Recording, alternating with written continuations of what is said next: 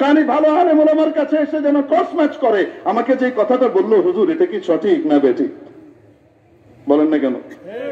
একবার আমার উস্তাদে মুহতারাম হযরত মাওলানা শেখুল হাদিস জাকারিয়া সাহেব রহমতুল্লাহ আলাইহির কাছে, হাতিয়া বাড়ি ছিল ওনার, মাদানীনগর মাদ্রাসার শেখুল হাদিস, ওনার কাছে আমাদের এক ছাত্র ফয়সাল সাদেক তার বাবা গেলেন। উনি মদিনা থেকে পড়ে আসা নতুন এক হুজুর দ্বারা কিছুদিন প্রভাবিত হয়ে গিয়েছিলেন। তার হাকিকত উনি ছিলেন হযরত হবিগঞ্জের মুহাদ্দিস সাহেব হযরত মাওলানা তাফাজ্জুল হক হবিগঞ্জি রহমতুল্লাহ আলাইহির খুব একনিষ্ঠ সাহচর্য প্রাপ্ত, কিন্তু কিছুদিনের জন্য একটু মিসগাইড হয়ে গেলেন। বাইরে ইউনিভার্সিটি থেকে পড়ে আসা হুজুরকে বড় মনে হতে লাগলো, তো বিভিন্ন প্রশ্ন ওনার মনের ভিতরে ঢুকিয়ে দিয়েছে। ওই প্রশ্নগুলা নিয়ে আমাদের এক হুজুরের কাছে গিয়েছেন। হুজুর অনেক দলিল প্রমাণ দিয়ে দেখিয়েছেন যে দেখেন এই সমস্ত দলিলের ভিত্তিতে হানাফি মাযহাবের এই মাসলা বহুত স্ট্রং। আসলে ওই দলিল বুঝবার মতো দাঁত তো ওই ভদ্রলোকের উঠে নাই। এখন 2 এর একটা বাচ্চাকে যদি আমি বলি a + b whole square equal a square plus 2ac plus b square, তাকে 1000 বার বুঝাইলেও সে বুঝবে? বলেন না কেন? এই সূত্রটা বুঝবার জন্য দাঁত উঠাইতে হয়, ঠিক কি ঠিক না? ঠিক তেমনি ভাবে হাদিস এবং কোরআনের সব রকমের দলিলগুলা বুঝবার জন্য প্রায় 10-12 বছর ধরে মেহনত করে পড়ালেখা করে বুনিয়াদ তৈরি করে দাঁত উঠায় আলেম ওলামা। তারপরে বুখারী শরীফ হাতে দেয়, তারপরে মিশকাত শরীফ হাতে দেয়, তারপরে মুসলিম শরীফ হাতে দেয়। নতুবা আরবি ভাষা তো বহু আগেই বাচ্চা শিখে ফেলেছে। শুধু আরবি ভাষা শিখলেই সে সমস্ত হাদিস কোরআনের তথ্য এবং দলিল প্রমাণগুলো বুঝবে না। তার বুঝতে হলে আরো অনেক রকমের জ্ঞানের দরকার আছে। সেই দাঁতগুলা উঠানো হয়। বুঝাইতে পেরেছি? এজন্য বাংলা বুখারী শরীফ পেয়ে গেলেই মনে করেন না আমি তো বাংলা বুখারী শরীফ আমি নিজে পড়েছি, এটা এরকম। আব্বা জান আপনি আরেকটা তো পড়েননি, আপনি যেটা পড়েছেন ওটাও ঠিক মতো বুঝেননি। বড় মজার ব্যাপার হলো এজন্য আপনি ডাক্তারি বই কিনে নিয়ে যদি আপনি কি করতে থাকেন, ডাক্তারি করতে থাকেন, তাহলে কবরস্থান তো খুব ভালো করে ভরবে আপনার ডাক্তারিতে নিঃসন্দেহে, ভালো হোক আর নাও, 2-4টা ভালো হবে, ঠিক কি ঠিক না?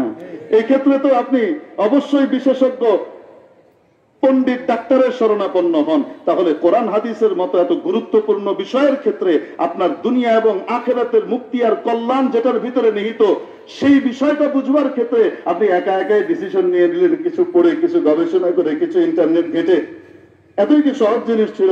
আপনাকে হক্কানি আলেম ওলামা এবং কোরআন ওয়ালা হাদিস ওয়ালাদের শরণাপন্ন হওয়ার দরকার ছিল না? আল্লাহ তাআলা আমাদেরকে বুঝবার তৌফিক দান করেন বলে আমিন। তো যাই হোক, ইনারা এসে ধুমধাম বলে দেন নামাজ কি হয় নাই, ঠিক হয় নাই, ওটা হয় নাই, ওটা হয় নাই। এখন ওনার মনের ভিতরে কনফিউশন তৈরি করে দিয়েছে এবং কিছু দলিলও শিখিয়ে দিয়েছে। যেমন হানাফি মাযহাবে ওযুর ভিতরে গর্দান মাসাহ করা, ঘাড় মাসাহ করা মুস্তাহাব আছে না নাই? মুস্তাহাবের স্তর কি বলেন? না করলে গুনাহ হয়, করলে সওয়াব, না করলে কোনো অসুবিধা নাই, বিনা ওজরে ছেড়ে দিলেও কোনো অসুবিধা নাই, ঠিক কি ঠিক না? কিন্তু ওয়াজিব আর ফরজ যেটা, সেটা বিনা ওজরে ছাড়লে গুনাহ হবে কি হবে না? হবে। এক এক বিধানের এক এক স্তর। এখন এক এক বিধান প্রমাণ করবার জন্য দলিলের স্তরের ভিতরেও শ্রেণী বিন্যাস আছে।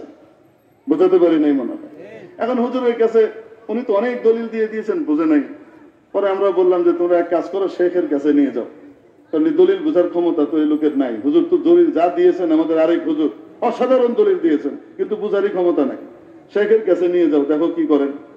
তো শেখের কাছে নিয়ে যাওয়ার পরে সে একই প্রশ্ন করেছে, হুজুর হানাফিদের গর্দান মাসাহের হাদিস তো জয়ী, কথা এখনো শেষ করে নাই।